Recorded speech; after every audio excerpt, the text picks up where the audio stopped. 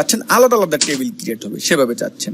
হ্যাঁ, আপনি যদি এখন এখানে আলাদা আরিফ হোসেনের সেলটা দেখতে চান তখন কি করবেন, আপনি এখানে এই যে 49 যে রোটি আছে রাইট বাটন ক্লিক করে হয়তো আমরা করি কি ইনসার্ট ক্লিক করি, তারপর এখানে ক্লিক করে আমরা এখানে হয়তোবা টোটাল লিখি, তারপর সাম করি।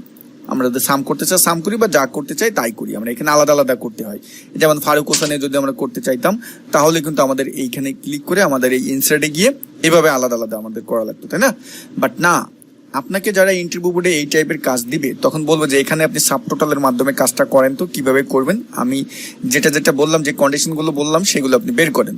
তা আপনি তো তখন কিভাবে বের করবেন, যারা জানেন তো গুড, যারা জানেন না তারা এখন শিখে নেন।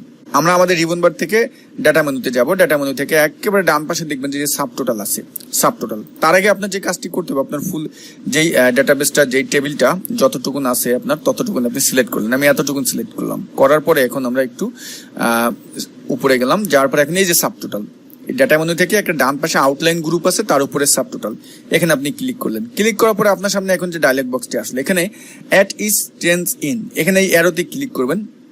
অ্যারোতে ক্লিক করার পরে আপনি কোনটা চেঞ্জ আনতে চাচ্ছেন, এখানে আপনার নামগুলোর অর্থাৎ সেলস রিপ্রেজেন্টেটিভ আমরা এখানে দিলাম sales representative. Okay, about sub total, এখন আপনি সাব টোটাল কোনগুলোর করতে চাচ্ছেন। সাব টোটালের ভিতরে কিন্তু অনেক কিছু আছে, আপনি